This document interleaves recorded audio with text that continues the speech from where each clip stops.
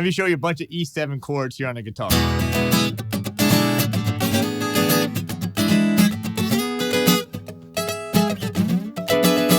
All right, here we go. So this is actually the easiest one is just our one finger E7, 1, 0, 0. And then if you want to add the full one, just add that second finger there. Boom, E7. There's your beautiful, beautiful chord. If you want to add it a little spicier, add your pinky to the second string, 3rd fret. Right there. Now here's another one right here. It's just your D7 shape. Just slid up right there.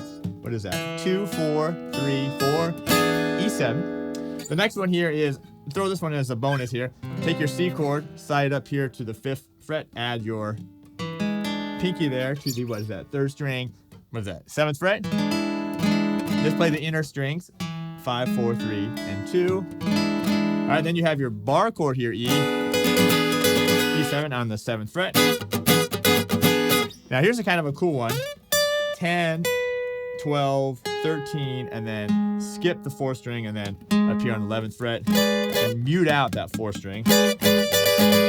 E7, and then basically your chord here, but all the way up here is another E7. Whew, whole bunch of E7s. Why would you need so many? I don't know, just for variation. Maybe if you're playing with someone else, or maybe if you just want some different timbres. So E7, E7, E7, E7, E7, E7, E7. Let me get this one right.